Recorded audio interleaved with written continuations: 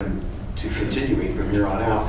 More inventory comes online, existing markets, and then the new home inventory starts coming online. So that will occur. Okay, thanks for that. That's been a question for me. David?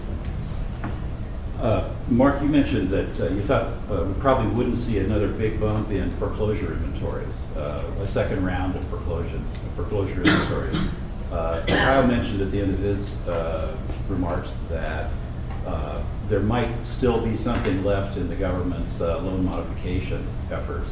But it seems like, I think recently announced, we're moving away from the housing affordability modification program, which really doesn't seem to have worked, and moving more toward that foreclosure alternatives thing, short sales and that sort of thing. My question is, one of the great ways to prevent more foreclosures would be to do more loan modifications. I'm curious from both your perspectives, what's the real obstacle to loan modifications that would enable banks to avert a lot of foreclosures? So I'll walk through an example. Think of yourself personally as your neighbor owes you $500, and your neighbor comes and says, "Tough times, I want to pay you $300." And you had this loan for a while, and so you hadn't really thought about whether you thought $300 was better or $500, and if he could really pay you or not.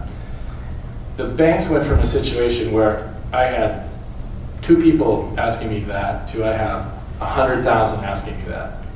They're just not set up to ramp up to take that volume of calls, to get that volume of people in place to field the calls, and then to have any intelligent thought of like, well, should we take 300 or should we tell them, no, pay 500 or we're taking your house because we're losing 200 on this.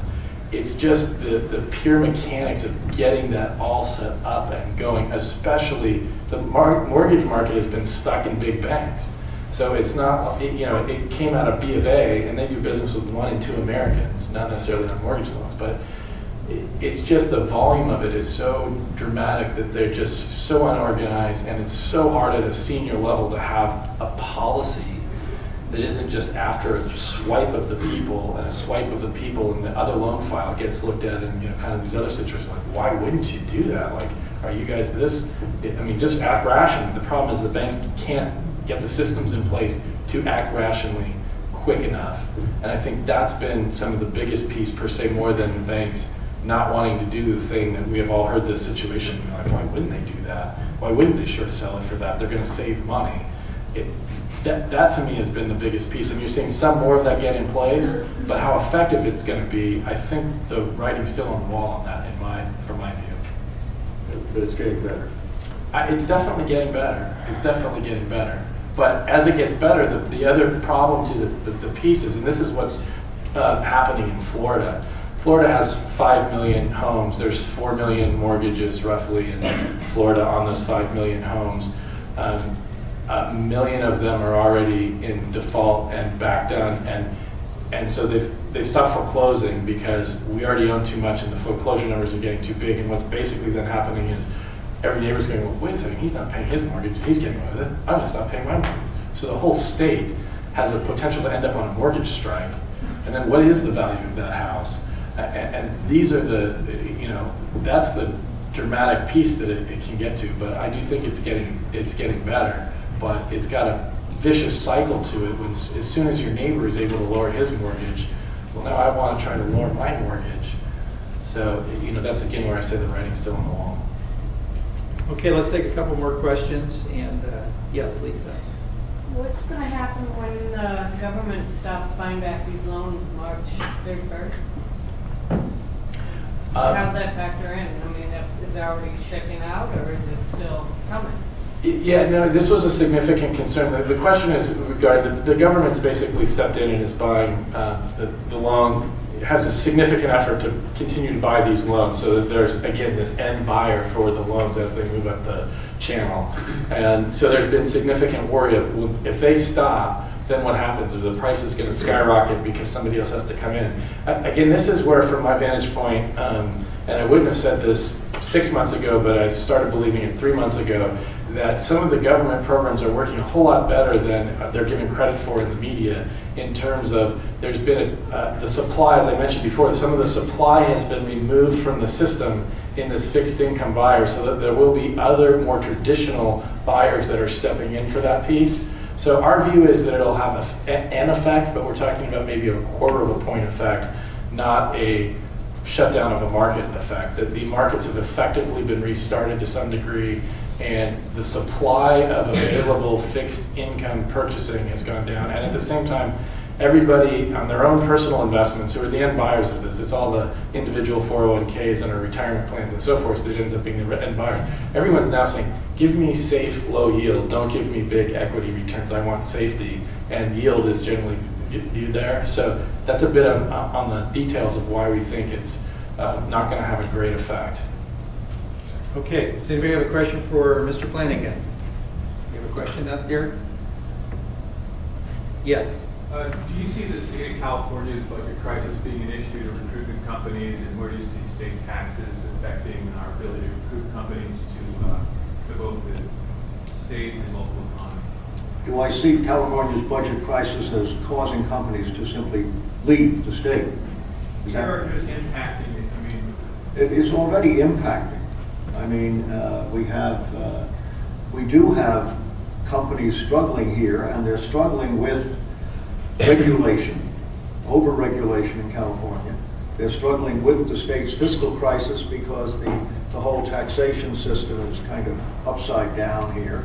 And they are getting cheesed off. I mean, that's very simple. Also, we have, I think in the last 5 years, we've had an addition of 40,000 state employees. You have a very swollen state sector, and that's the cause of the $20 billion and all that kind of, the budget deficit, and nothing seems to be able to get done. Well, if nothing seems to be able to get done, that impacts every business. First of all, it's a state of small businesses, whether they are farmers in the Central Valley or people here doing all sorts of business. It impacts. It's like LA having deficits. So yes, there is a noted, there's a lot of anger out there, and there's a lot of people saying, well, maybe I can do business elsewhere. Maybe I should move to Arizona. Of course, moving elsewhere presents problems. I remember once somebody saying to me, hey, a buddy of mine had a business and he moved to Nevada, and because Nevada has other attractions.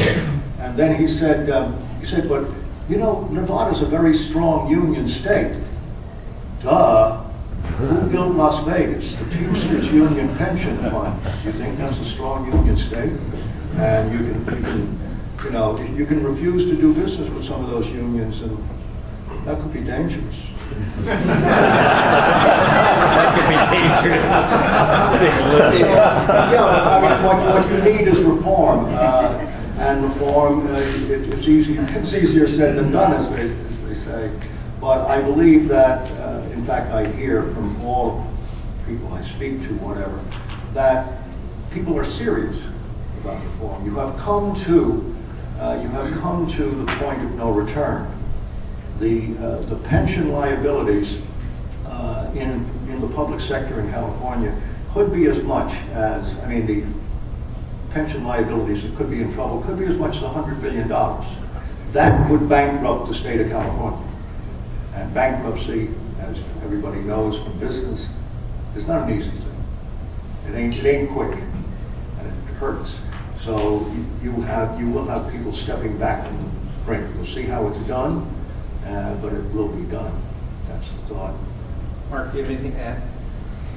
Well, California certainly has impacted, out-migration of businesses. We've seen it all through the last 10, 20 years, for that matter. So it's definitely had a big impact. It'll continue to have a big impact because we really have some of the worst business climate. But the fact of the matter is that, and Jim can talk to this more than I can, is that too many businesses have to be in California.